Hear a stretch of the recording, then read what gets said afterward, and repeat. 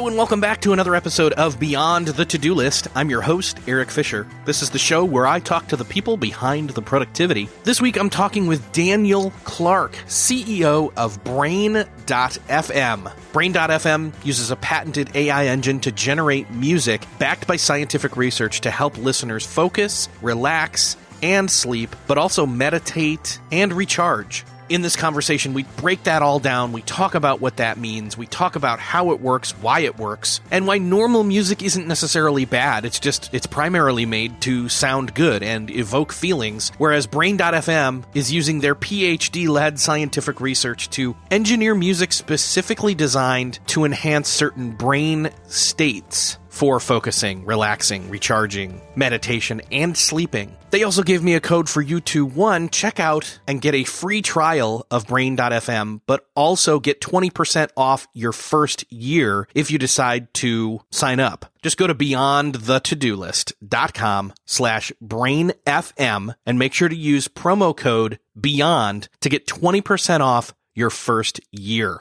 Again, that's beyondthetodolist.com/brainfm and use promo code BEYOND to get 20% off your first year. I'm really excited for you to listen to this conversation with Daniel Clark because for me, Brain.fm touches on a number of different things we've talked about on this show before. Again, focusing, meditating, relaxing, recharging, sleeping, and ADHD, and even working out.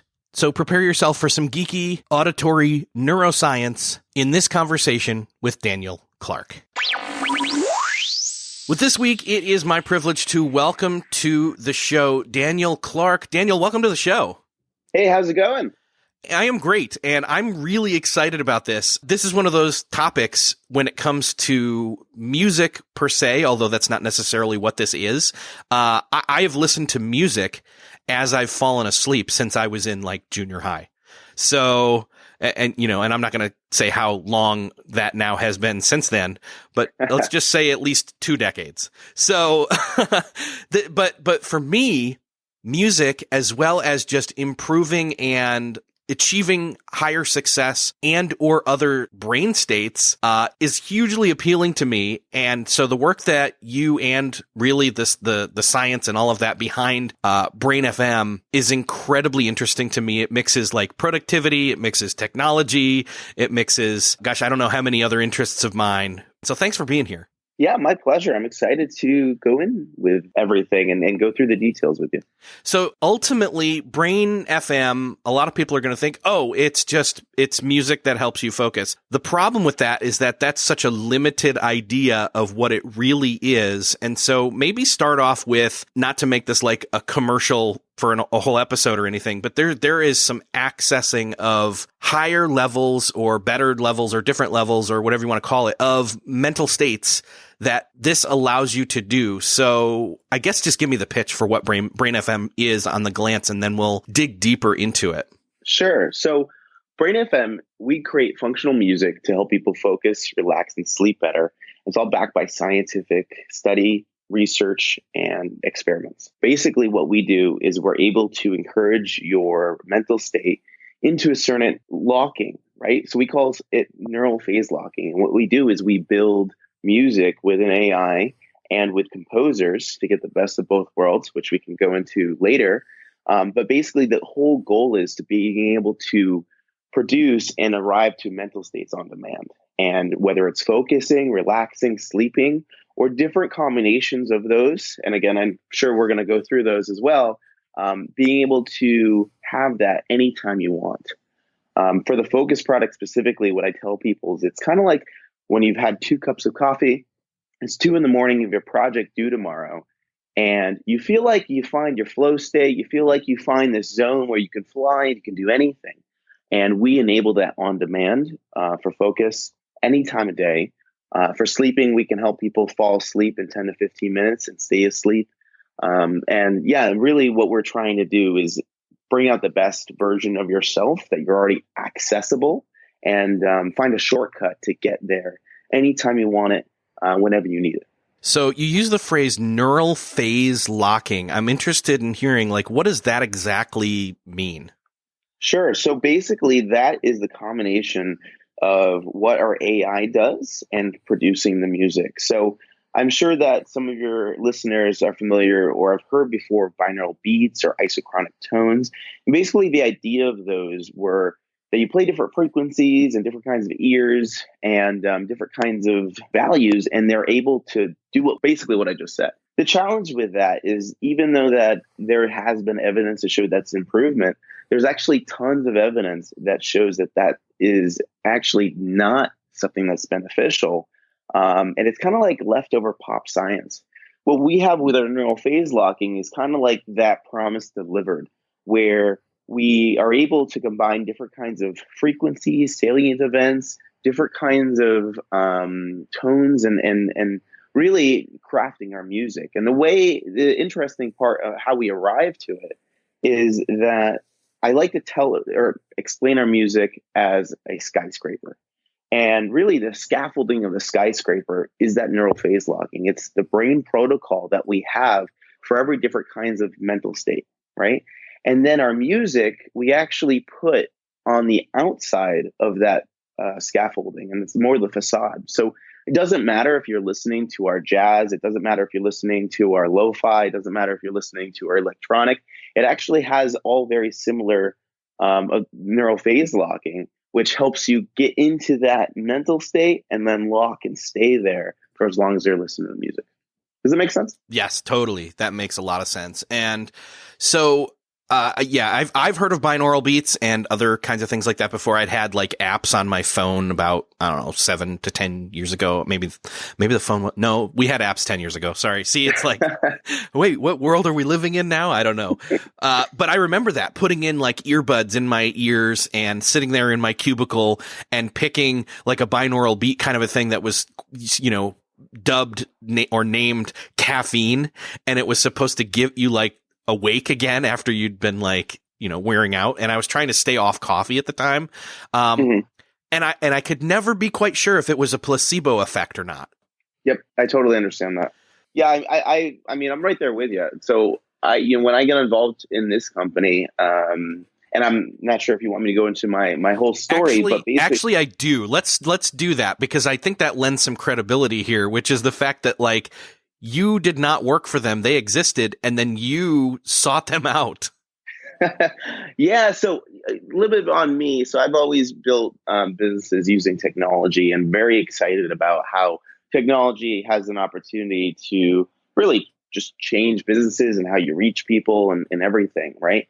And I was working in an advertising space at the time. And personally, I've always been interested in human 2.0, right? So every single diet I've tried, all these different kinds of L-theanine and nootropics and things like that I've done. We can go through the list, but basically I've tried it all. I've done binaural beats, and I came across this product right when it launched. And, I was skeptical, like everyone is and everyone should be.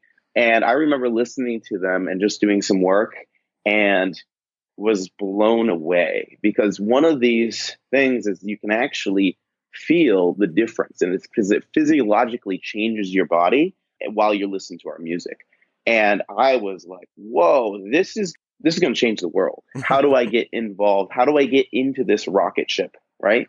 And I called them up, and I called them up, and I called them up. And after like the 12th time, they finally got back to me, and I told them like, hey, this is what I do. You need to have me.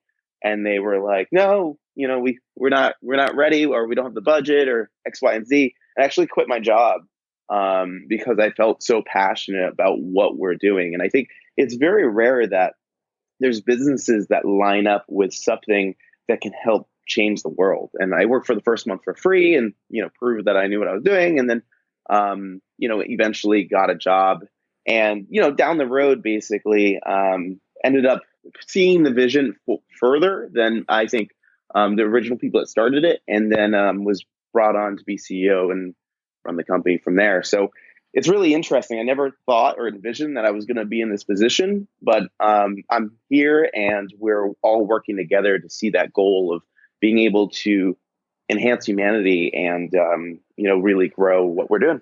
So your experience with Brain FM was similar to something that I mentioned that I'm a lifetime member to as of like 2-3 years ago in our pre-call conversation.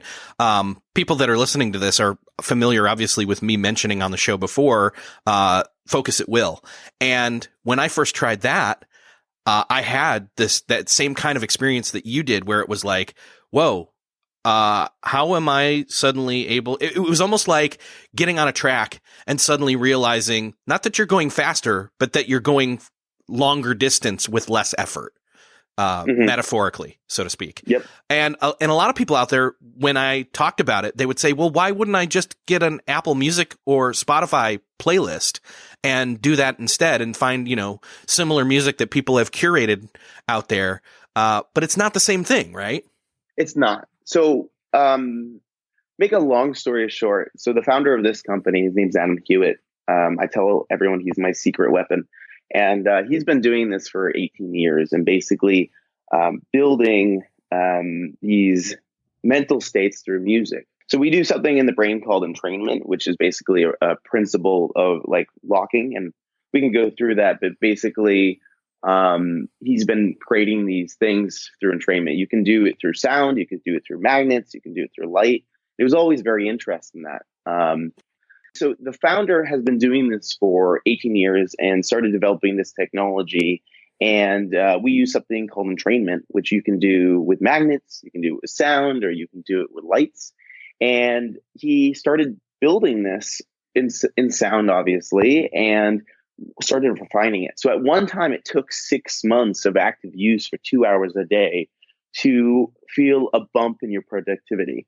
And like you were saying before, is this placebo? Is this working? Who knows, right? And he's like, this isn't something that's going to work. And it was really designed for medical and research purposes. And then from there, it was 3 months. From there, it was 2 months after refining it. And that's why we actually build everything with an AI. He's one of the first people to build an AI system that can produce sounds and line things up. And we kept going and kept going. And along the way, I think specifically, like you were mentioning, Focus at Will, I think they had similar principles to where they were starting. But there was one point where we went in different directions, and we are doing things more than Focus. And we also have continual research and improvement on what we're doing. So, you know what? To be honest, I feel like if you compared both products, I'm going to let you decide which one you like better. But what we're doing with our Focus product is we actually have a grant from the government to help us validate whether we can be a preliminary step or a replacement for ADHD medications. And we have studies and science to prove what we're doing actually is effective, right? And we're doing more than that. We're doing sleep, we're doing relax. We're actually working on the back end and workout. And what we try to do is really be science first. So when you're using our product, not only can you feel it, like I was mentioning before, but you actually can look at the scientific evidence to show how this affects population on a long scale and, have that backing to feel, it's not just me. It's not just my own personal preference. Is this going to scale? Is this going to change? We're really on this bleeding edge of audio neuroscience, and we're keep pushing that boundary. This is fascinating to me because, again, I am somebody, again, listeners of the show would know, who has ADHD but has opted out of taking medication because the side effects would mess up my sleep or mess up my appetite and other things like that, which were way worse negative wise, symptomatic wise to deal with those things than it was the ADHD. So again, partly why I got into productivity and, built systems and things like that. But man, for something like this to aid in the alleviation of things like that, that's partly why I turned to music, because it's that, oh gosh, I'm going to botch this, but you probably know more about the neuroscience behind this. So let me say this and then you can kind of correct it. That'll be good. Sure. Essentially, when it comes down to ADHD, one of the cool things for me is to play music, or, sometimes it's coffee shop noise or different things like that, that will distract my brain enough in a weird way so that my brain can stop wandering and getting up out of its seat metaphorically and sit down and literally just focus on the task at hand. And so that is how I typically would use a tool like this, where I would say, okay, put my headphones on, and it blocks out the world and keeps me from, in other words, in a weird way, it's not blocking out, it's allowing a specific distraction. It's almost like, oh gosh, this is bad. It's almost you're really close. You're really close to exactly what it's doing. It's almost like handing my son an iPad so he stops bothering me so I can work. And that's horrible parenting. Shame on me. But at the same time, that's not always bad. You know what? So you're so close. And it's really interesting. So I can talk on a scientific level and talk about how, what we're doing. But whenever I have these discussions, I like to talk about it from an evolutionary level, because the reason why this works on me, you, and, pretty much all of humanity is because that we're all humans and we have fundamental things that we've evolved to exist. And that's how we're here now. Right. And if you look at music and really just listening, the way that hearing is intertwined to our brain is very, very interesting, right? So it's one of the senses you can't shut off. If you're sleeping and I say your name, you wake up. Why? Well, because 20,000 years ago, when we're in, caves or huts or something, that could be like noises could be, a bear coming to eat you or another villager trying to kill you or whatever, right? And it's this alert system. So our body is actually designed for distractions because distractions save our lives, right? And what happens in present day is that we don't have those distractions. So our brain is in overdrive and heightened awareness about what is going on. And, again, before it was this life or death situation of a jaguar coming. And now it's a life or death situation of an ex-girlfriend texting you. It doesn't have the same exact thing, but our brain treats it as such. Yes. And because it doesn't have the stimulations, even if you're in a desk and in a computer and you feel safe and you do, it's still looking for danger. I say in the same way, most people sleep better in thunderstorms and rainstorms because most predators don't hunt in thunder and rainstorms. The same reason why red makes us hungry, because by going through the canopy and seeing a red apple, we've been able to find that is sustenance that feeds us. And that's why there's all these psychological studies that show, why McDonald's paints their walls reds and things like that. It's all these evolutionary mechanisms. And what we do with our music, we take those starting points and we say, great, and we build those in. And what I tell people is we have 9 secret sauces, right? But we have all these different kind of fundamentals that we do from an evolutionary perspective, from a modern perspective, from all these different kinds of things to really build the best music from the ground up for you for every single time. Does that make sense?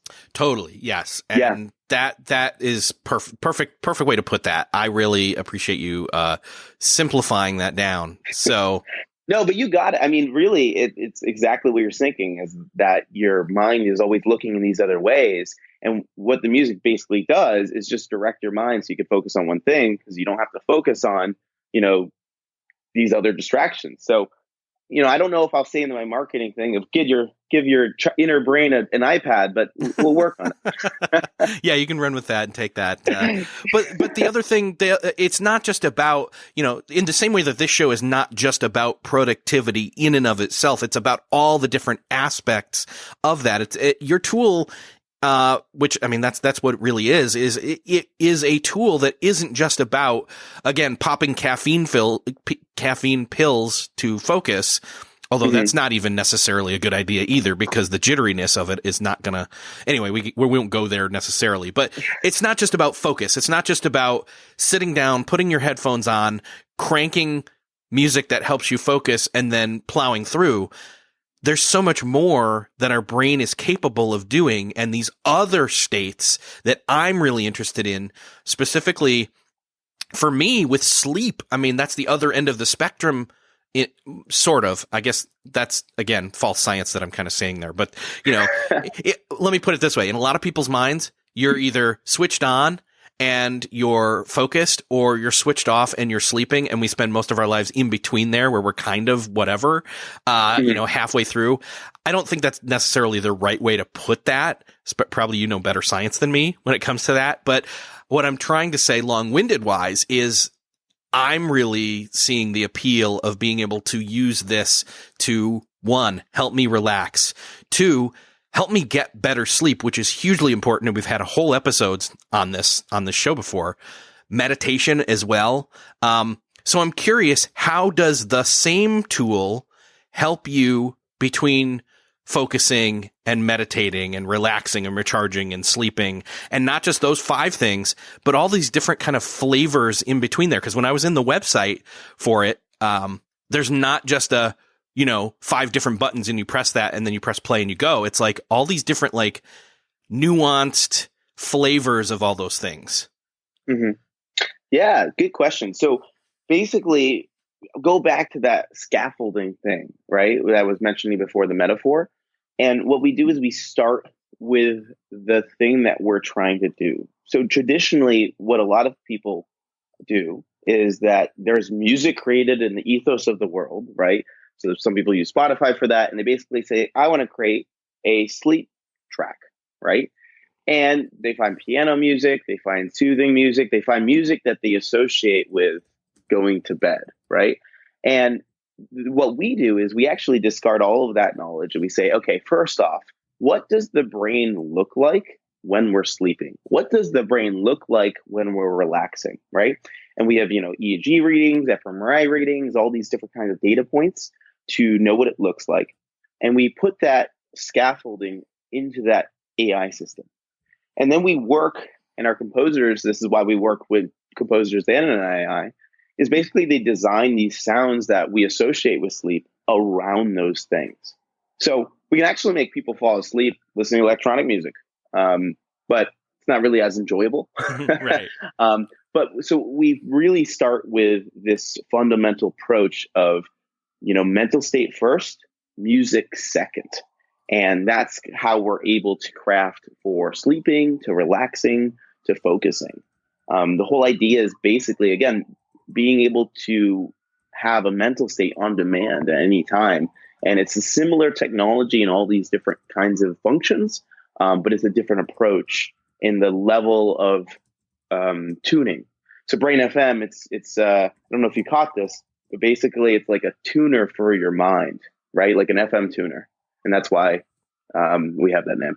Oh, that's a really great way of looking at it, is, kind of turning the dial and getting into a certain station. And so all these different things are different stations your brain can tune into. That's cool. Yep, exactly. Well, and this is essentially radio, what we're doing here right now. So that fits as well. So for me, again, I've been falling asleep. Let's see here. I'm 40, and since I was like 13. So what, 27 years, maybe a little before that. Mm-hmm. For nearly 30 years now, I've been sleeping to music, like not all night. Like I will put it in, and then, when it's done playing, it's done playing. For me, that's always been I kind of focus in on the music itself, and the music, sometimes it is electronic music, or similar to it, or rock or whatever. But anyways, the music distracts my brain. So I'm not thinking about the day, or not having that, keeping me awake mentality. I can fall asleep probably within 10, 15, 20 minutes if I'm listening to music, but I'm actually interested in trying this because I think it may work better or be more effective, in other words, because it's designed for that. Mm-hmm. There's a lot of interesting things that are going on with actually what you're telling me, right? So it's more than just music, right? There's also habits that are baked into what we're doing, yes. Right? And there's a lot of, it's really interesting because even though we are setting and focusing on one thing, we actually come across all these other things at the same time. So for you specifically, I would say you have a habit over the last, X yes. amount of years, let's say that, of falling asleep to music. And that is actually like a priming effect for you going to bed. I'm sure that you don't need to have it every time, but if you don't have music, it kind of feels weird, right? And it's because you have, on a psychological perspective, a certain kind of trigger that you associate with it's time to go to bed. So with that being said, I applaud that you found a way over the years to fall asleep in 10 to 15 minutes, and because that doesn't work for everyone, right? With our music, I would say that it wouldn't make you maybe fall asleep faster, because our promise right now is 10 to 15 minutes, but it may make you fall asleep in a deeper sleep. So taking a step back, our music is designed for, again, people like yourself that have this trigger or these already listen to music in all these different activities. But it's also designed for people that don't. So for people that have challenges sleeping, you don't need to build this trigger system and this habit thing. It's designed that the first time you listen to our music, it helps you fall asleep in 15 minutes. Now, one of the things that I'd like to say is that for the sleep music especially, it's important that you use, because that sounds like you're going to go home and test this out. It's important that either you use headphones that you can find that comfortable and you can sleep in, or you Bluetooth to a speaker that's high fidelity enough to get the depth of sound that we have. Yes. So we have our sound files are like 8 times bigger than normal sound files that you'd find on Spotify or these other music providers. And it's because of all the depth of sounds and variations. But yeah, it's made to help you fall asleep. But the real premise and the real great stuff about our music for sleep especially is it actually plays the whole night, and it's made to keep you asleep. And that's really important because what happens is we have a lot of different things that are going on, right? We have REM sleep, we have slow wave sleep, we have these intervals and circadian rhythms in our sleep cycles, right? And what we're trying to do is keep that neural phase locking the whole time. And we have preliminary studies showing that we can help people induce slow wave sleep. Now, there's certain connections that I guess I shouldn't probably make now, but we have some really promising results to show, muscle recovery, different kinds of mental performance. We did a pilot study with a U.S. wrestling team where they used our sleep product. And it was one of the first times where any male competitor, the youngest in the history, ended up sweeping gold. So there's a lot of really interesting stuff there, and we have to unpack a lot. But it's also really interesting because when you wake up in the morning, your sleep is actually relevant to how you wake up in the morning. Sometimes if you look at sleep trackers and things like that, you go, oh, it says I didn't sleep really well, but I feel amazing because in the last 20 minutes when you woke up great. You woke up on the right side of the bed. There's actually some truth to that age-old thing of waking up on the wrong side of the bed, which is interesting. But without going into too much details and things of that nature, I'd be really curious with your experience and what you're doing to do it. All I was going to say is a lot of people right now, and I wanted to bring this up, is they use white noise and things like that to sleep, right?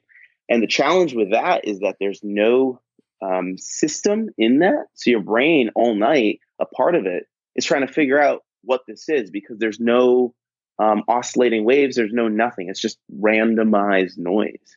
And it works on some people, but there's a lot of studies that show that it's not as effective, especially for like developing mammals and things like that, which we can go to later. But so let me put it this way. My whole family actually does use, a fan of some sort just as a small amount of white noise. So I've got that also going on at the same time. So fans are different because even though it's white noise or, in that paradigm, it actually has a cycle and has a pattern to it. So that's okay. Some people have white noise machines that just play random static or static from a TV. And those are not as good, I will say. Gotcha. Okay. 2 things came to mind. One is the workout side of things, which you don't have available, but you're testing. And I want to come back to that in a second. But first, quality of sleep. Yes, that's huge. Like I can, I have been doing sleep tracking on my watch for a while now and my phone, but I switched over to the watch because I have found it to be more accurate. Yeah, I'm going to definitely try to use this as a quality of sleep what, I don't know, to get better quality of sleep. And that reminds me, I don't know if you've ever, this was something I was literally just watching yesterday. I don't know if you're familiar with Norm Macdonald from SNL. He has this new show on Netflix, and he had David Letterman on there. And I don't know why they got into this, but they were talking about somebody. Oh, I know, because Dave races cars. So we were talking about, how fast he had gone and things like that. And he'd gotten up to like 140 at some place on this highway that is like whatever. But they veered over into, conversation wise, into somebody who had broke the record and gotten down to doing like the 4-minute mile. And that person did it. And then within that same year, once somebody had heard that was possible, 20 more people did it. And within the next like 2 years, 50 to 150 or more had done it. And it was this like psychological barrier. And that Norm had heard somebody say that basically it's physically possible to get to a point where a human could even run a 2-minute mile, but it's our brain that gets in our way, that it's constantly saying, you're going to die, you're going to die, you're going to die. And it sounds like now then pivot, this one, the music here, the science behind this would help you overcome that kind of stopping point, that physical or psychological hang up stopping point for a lot of these things where it's like, no, I can't focus, or no, I can't meditate, or no, I can't get good sleep. It's going to help you slip beyond that. But I'm really fascinated, since I was talking about physical stuff with the running of the mile, what you guys are looking at in terms of the workout stuff. And I know it's not available yet. It's not going to be available for a while, but I really want it. Yeah. Well, so first off, I'm actually very familiar with that story. In another life, so I'm a second-degree black belt. And that was something that you constantly have to tell yourself and push yourself, because it's not always about your physical capabilities. It's more about your mental. I mean, if you look at these endurance challenges of people that go 2 days, like Ironman triathlons, right? You look at these guys, and granted, they train for this, but I would argue that the harder part of training is the mental capability to push yourself. I have yet to run a marathon, but I've talked to a lot of people that have, and they say, hey, listen, after mile, 18, feel free to correct me if I'm wrong, because again, I'm not a runner. But it's just a mental game. It doesn't matter what your body feels or not. And one of my friends actually like sprained her ankle and finished running a marathon because she was so determined about finishing it. Getting that back into what we're doing with the mental states is, to be completely honest, we're trying to figure out why some of the characteristics of some of these workout music actually work, right? So what happens is some of our music and our things are actually just trials. So Focus, Relax, and Sleep, we got down, we nailed, and we're just making it better through study. But we do different kinds of experiments as far as just ideas and theories. And we thought that, hey, people are already using our focus music right now to work out. So how can we push that further? And what are things that we can do and introduce to the music to make it different than focus, to make it specifically designed for workout? So we're currently testing it. Some of the current preliminary studies show that we can increase someone's cardiovascular output or strength or weight lifting by 20 to 40%. I personally use it myself, and I can hold a plank like 6.5 minutes. And normally I can hold maybe for 2.5. And it's really interesting because it doesn't necessarily make you stronger by listening to music, but it does something where it aligns your mind into a certain type of, pushing. And to be completely honest, I'm not on the research side of this product. I have a director of science. He's from MIT and Harvard. And whenever I talk to him, I'm like, what do we learn about now? And what we want to do, and the reason why it's not available now, even though we've had some really promising results, is because we're science first. So we're going to be doing some clinical studies on this. We're going to be doing some large scale testing, in labs and things like that. So when we release it, we can show without a shadow that this is something through evidence that helps you. And then you can experience it and try it and feel it as well. So that's probably not going to happen for at least another year, but I'm really excited for when it does. Yeah, I think that there's real promise and potential there. That as well as the again, the ADHD side of things is really kind of thrilling to me personally. So yeah. Yeah, totally. I think that's really, and I may be repeating myself, but that's what we're trying to do here. We're trying to really give everyone an opportunity across really the entire world. It doesn't matter if you speak English or Mandarin or French, right? We're all human, and we're trying to give people a way to unlock what's already in them and being the best version of themselves. So and it's not something that what we're doing is we're imbuing people with special powers. You can always get this focus state on your own, but it's really difficult because of the world that we live in. Even myself, right? Like, I'm working out and sometimes I have things on my mind that distract me from my workout.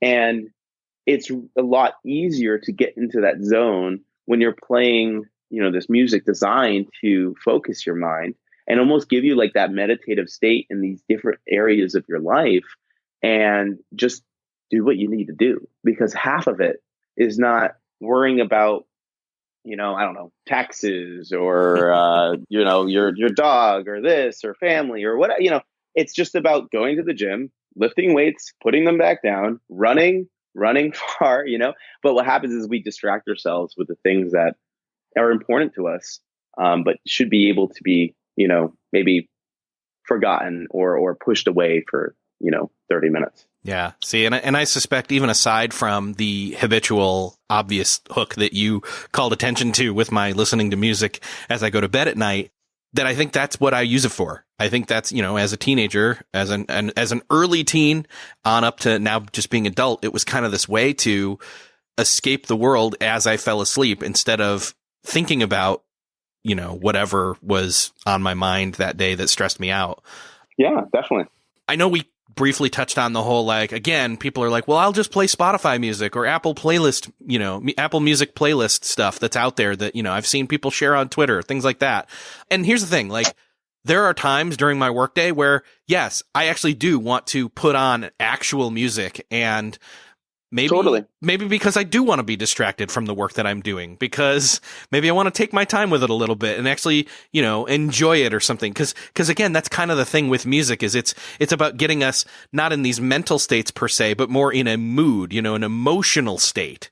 So this is different from that. This is getting in the right headspace, not the like heart space. If I can 100%. That's why we call it. That's why I specifically call it functional music, actually. Yes. So I'm curious though, again, we talked about this, how you, you experienced the Brain FM program and then decided I have to be part of this. So obviously it worked for you.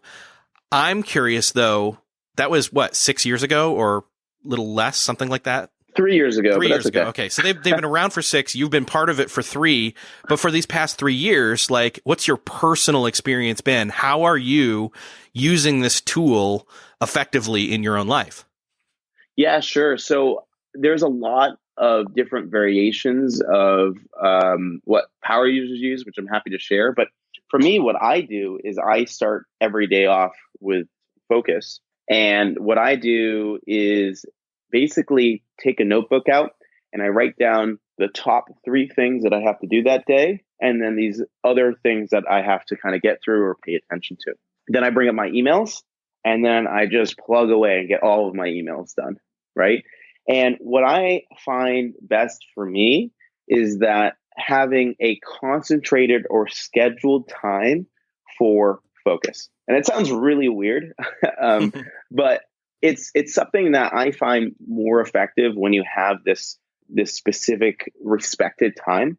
We have some users that put on focus and they play it all time, the time they're working.